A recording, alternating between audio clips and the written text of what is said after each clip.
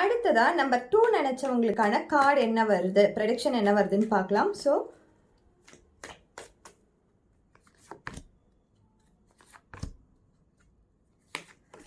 நீங்கள் நம்பர் 2 நினச்சிருந்தீங்கன்னா உங்களுக்கான கார்ட்ஸ் இதுதான். என்ன வந்திருக்கு அப்படின்னும் பொழுது கண்டிப்பாக நீங்கள் வந்து ஒரு மேஜர் கார்டு வந்திருக்கு, த ஹர்மட் அப்படின்னு சொல்லிட்டு. இது நம்ம ஏற்கனவே நான் ஷார்ட்ஸில் கூட இந்த மாதிரி ஒரு கார்டு ஒரு நாள் வந்திருக்கு, நான் சொல்லியிருக்கேன். நீங்கள் வந்து ஒரு ரிலேஷன்ஷிப் பிரேக்கப்லேயோ ஆர் நீங்கள் வந்து லோன்லியாவோ உங்கள் ஃப்ரெண்ட்ஸ் கூட இருந்தாலும் உங்கள் மனநிலை வந்து எப்படி இருக்கும்னா ஒரு தனிமையை விரும்புகிற மாதிரி தான் இருக்கும். யார் கூடயும் நம்ம பேச முடியாது. அப்படி பேசி நீங்கள் ஷேர் பண்ணாலும் உங்களுடைய வேவ் லென்த், உங்கள் மைண்ட் வேவ் லென்த் வந்து அவங்க கூட மேட்ச் ஆகாது. அவங்க என்ன சொல்லுவாங்கன்னா நீங்கள் விட்டுருப்பா, நீ ஏன்ப்பா இதெல்லாம் ஃபீல் பண்ணிட்டு இருக்க, எல்லோர் லைஃப்லேயும் இப்படி தானே நடக்குது அப்படின்னு சொல்லி உங்களை ஆறுதல் படுத்துறேன்னு சொல்லிட்டு அதை நார்மலைஸ் பண்ணியிருப்பாங்க.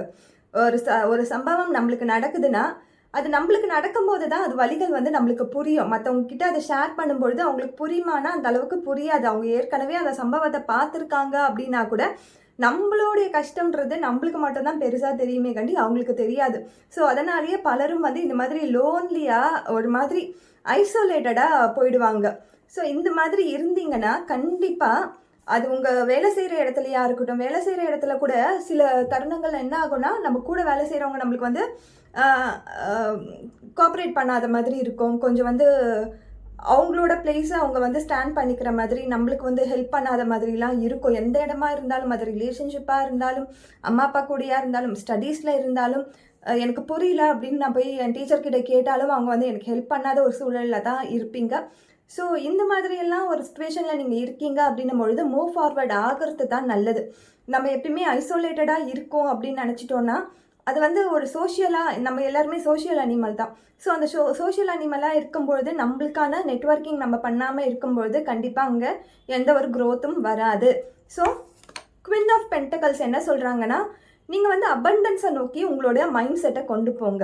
அது ஃபினான்ஷியல் அபண்டன்ஸாக இருக்கலாம், ரிலேஷன்ஷிப்பில் இருக்க அபண்டன்ஸாக இருக்கலாம், ஆர் ஃபேமிலியில் இருக்க ஒரு ரீயூனியனாக இருக்கலாம், ஃப்ரெண்ட்ஸ் கூட எதனா நம்ம பிரச்சனை பண்ணிவிட்டு நம்ம லோன்லியாக இருக்கோம், ஆர் அவங்க வந்து நம்மக்கிட்ட பிரச்சனை பண்ணிட்டாங்க, நான் வந்து லோன்லியாக ஃபீல் பண்ணுறேன் அப்படின்னாலும் சரி, நீங்கள் வந்து கொஞ்சம் அதுக்கான மூமெண்ட்டை, அந்த பேட்சப் மூமெண்ட்டை கொண்டு போகிறதுக்கான வாய்ப்புகளை க்ரியேட் பண்ணுங்கள். அதுவே அமைஞ்சாலும் சரி, ஆர் நீங்கள் வந்து உங்கள் மனசில் வந்து ஓகே நானே எல்லா பொறுப்பும் ஏற்றுக்கிறேன், நானே வந்து தப்பு பண்ணியிருக்கேன்னு நான் ஒத்துக்கிறேன், நான் தப்பே பண்ணல, நான் தப்பு பண்ணிக்கிறேன் ஒத்துக்கிறேன். ஸோ இந்த ரிலேஷன்ஷிப்பை ஆர் இந்த எங்கே நான் ஸ்டேக்னண்ட்டாக இருக்கணும் அதுலேருந்து நெக்ஸ்ட் லெவல் ஆஃப் லைஃப்பில் நோக்கி க்ரோத்தை நோக்கி நான் போக போகிறேன் அப்படின்னு சொல்லி நீங்கள் வந்து இந்த மாதிரி ஒரு பாசிபிளான ஒரு விஷயங்களை நீங்கள் வந்து கிராப்ஸ் பண்ணி அதன் மூலயமா போங்க. எங்கே நின்றுட்டுருக்கீங்களோ அங்கேயே நிற்காதீங்க, மூவ் ஃபார்வர்ட் பண்ணுங்க.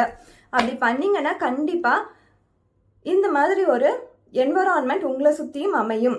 உங்களுக்காக ஒரு 2 பேர், நம்மளுக்காக ஒரு 2 பேர், நம்மளை புரிஞ்சுக்கிறவங்க 2 பேர், நம்ம சொன்னால் கேட்குறதுக்காக ஒரு 2 friends or family or partner or work என்வரான்மெண்ட்டில் இருக்கிறவங்க எங்கே இருக்கீங்களோ அதை பொறுத்து உங்களுக்கு உங்களை மாதிரியே மைண்ட் செட் கொண்ட பீப்புள் கூட நீங்கள் கேதர் ஆகிறதுக்கு வாய்ப்புகள் இருக்குது. ஸோ அதை மிஸ் பண்ணிடாதீங்க. ஸோ சிவா கார்டு நம்மளுக்கு என்ன கொடுக்குறாங்க அப்படின்னு பார்க்கலாம்.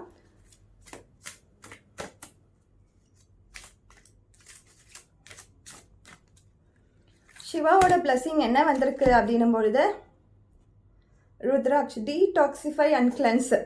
நம்மளுக்கு கனெக்ட் ஆகிறதே இதே மாதிரி தான் கனெக்ட் ஆகுது. இதுலேயுமே நம்ம என்ன சொல்கிறோம், டீடாக்சிஃபைவை தான் நான் இவ்வளோ சுற்றி சொல்லிட்டு இருந்தேன். சிம்பிளஸ்ட் வேலை சொல்லும் பொழுது டீடாக்சிஃபை அண்ட் கிளென்ஸ் யுவர் ஆரா, அவ்வளோதான், முடிஞ்சிருச்சு.